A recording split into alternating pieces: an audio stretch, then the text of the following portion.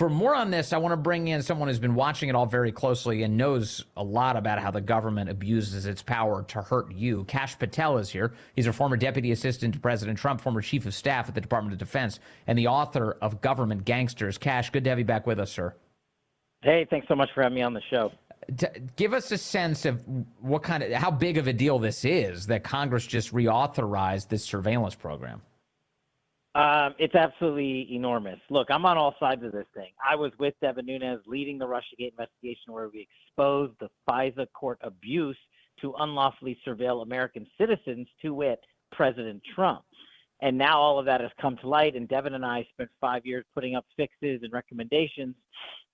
But since this FISA clause was sunsetting on December 31st, of course, Congress waited till the last minute and tried to jam in our recommendations, and no one could agree on anything, just like everything else is dysfunctional in Washington. Yeah. But here's the problem.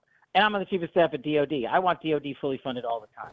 These two things don't have to go together, but they jammed them together because these swamp monsters know they can curry the votes. And here's what they did. Chris Wray last year alone got caught using this program illegally 274,000 times to domestically surveil American citizens, probably mostly America First citizens. And he just got a reauthorization to do it again for another year into another election cycle because these guys in Congress couldn't get their act together. And this is something we've known all year was coming. I mean, this is the kind of thing I remember saying at the beginning of the year. It's coming in December. These guys should not reauthorize it. Yeah. This is your chance to get rid of it. We've been saying it all year, and they waited until this very moment to try and shove it through and hope that we're all distracted by Christmas. Well, that's just it. This is how Washington and the swamp works, and this is why Americans hate it. Look, it's not Kash Patel saying Chris Wray and his FBI got caught doing it last year. The FISA court themselves issued a public opinion a year and a half ago or last year that said Chris Wray used it against 19,000 donors of a congressional candidate, 24,000 groups related to January 6th. The Foreign Intelligence Surveillance Act was used domestically against Americans illegally, and we had a chance to fix it. I'm the one that's arguing that we need to keep 702 with huge, huge reforms, and these guys just gave him a reward for violating America's constitutional rights because Congress couldn't act soon enough and didn't listen to Devin Nunes, Johnny Ratcliffe, and Rick Grinnell, and others along the way who said, here are the reforms we need. Mike Lee and Rand Paul were championing a right bill. Heroes. But we couldn't get it. You know, we need more than two. We need more than two. So why did somebody like Ted Cruz vote to extend this? Look, I'm not sure. And here's the thing.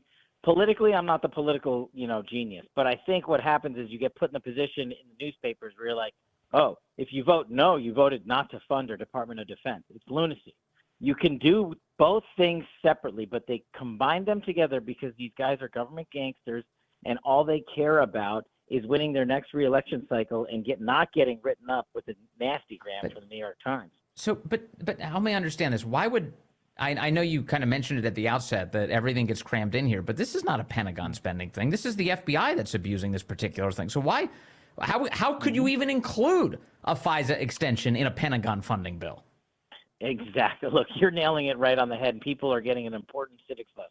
If Congress did its job for the last 2 years when we were saying, and look, guys like me and Johnny Ratcliffe and Devin Nunes and Rick Grinnell have been out there for the last year plus telling them how to fix this, telling Congress to get together, have a write-up, have a rules meeting, put it on the floor. But no, they don't want to do that. They want to wait till the last minute and have their other 3-week vacations here and there, and this is the consequence.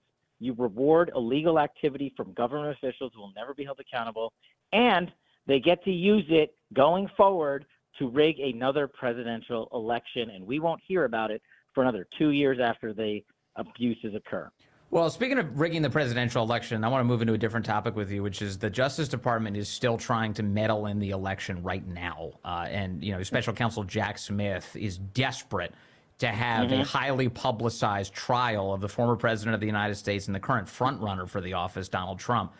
The Supreme Court got in the way of that yesterday because they said they would consider, actually this whole week, they're considering a couple things. One is presidential immunity and whether or not Trump is even entitled to be charged for these supposed crimes. And two, The fact that obstructing a congressional proceeding is not what the January 6 people did, and it is not what Donald Trump actually did.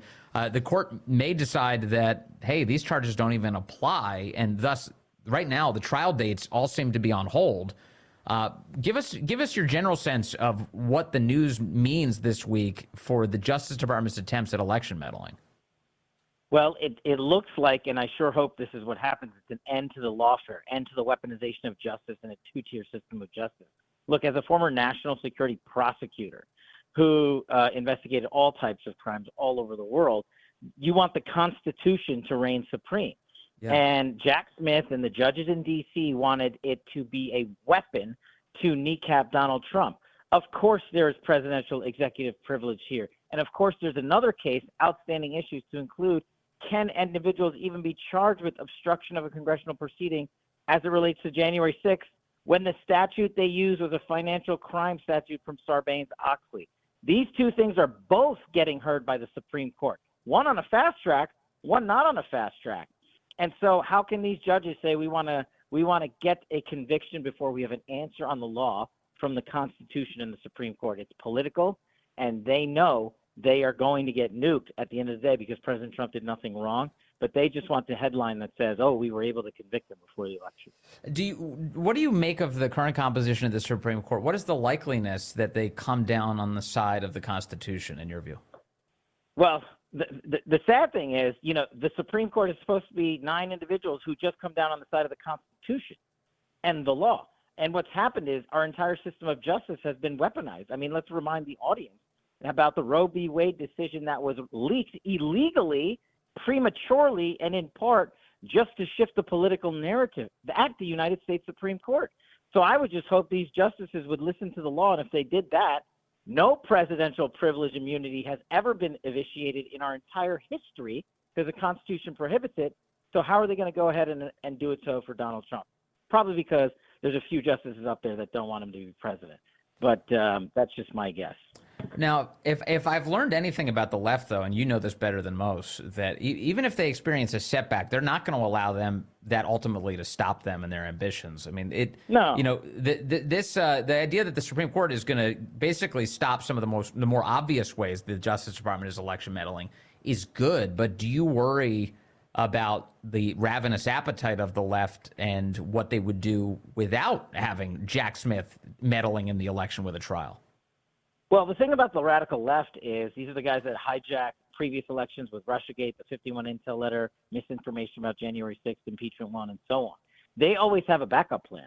So they already have a backup to the backup in terms of the Supreme Court. And what they're going to try to do is get some of these state-level judges that have charged Donald Trump with crimes to have him taken off the campaign trail and sit in a courtroom for 60, 90, and 120 days next year during the heart of a presidential cycle. If they can't kneecap him with a conviction, they will try to sideline him by putting him in a seat in the courtroom. And I don't think America is going to tolerate it. Look what happened in the New York case. It's completely backfired. And America has seen, irrespective of politics, how the system of justice has been weaponized. Well, the other piece is that they're also trying to bankrupt his political campaign by doing that. So not only are they keeping him off the campaign trail, they're draining his campaign coffers because he has to pay legal bills in order to fight back against attacks that are explicitly designed to debilitate his campaign. I've heard, I think maybe Chris Christie has said stuff like this. Oh, what? We don't want to waste campaign dollars on legal bills. This is by design. The left is doing this explicitly to drain Trump's war chest, because they're by any means necessary trying to stop him from becoming president again. That's absolutely what they're trying to do, but I think this is another scenario which is backfiring. Americans are seeing what's happening to Donald Trump, and they are pouring money into Trump's campaign coffers, and not the rich folks. Everyday Americans. Donald Trump, I was just with him in New York at the gala, and he announced that the average donation to his campaign was $61, and it has been skyrocketing ever since these lawfare heathens came out to the courts of law to try to kneecap Donald Trump. That shows me that Americans are responding to Donald Trump and not the radical left's agenda to keep him off the ballot and out of office. And I think we're going to see that surge continue through Iowa, and I think we're going to have to keep the foot on the gas pedal like only President Trump can throughout the rest of the year, and we're going to have to keep raising money for him. Now, on the other side of the aisle, you have Joe Biden and his family, and the fact that it's quite obvious that they've been very corruptly generating revenue for themselves through the years. Biden it continues to lie about this. As recently as last week, he said it was a lie that he had any relationship whatsoever with any of the family's business partners, which, of course, is a brazen lie itself. Yesterday, Hunter Biden refused a congressional subpoena. He showed up at Congress, actually, to give a brazen speech about how he was refusing to honor a congressional subpoena. The White House said that he had consulted with his father ahead of that decision.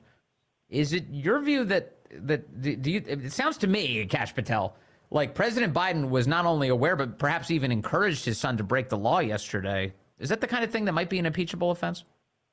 Well, yeah.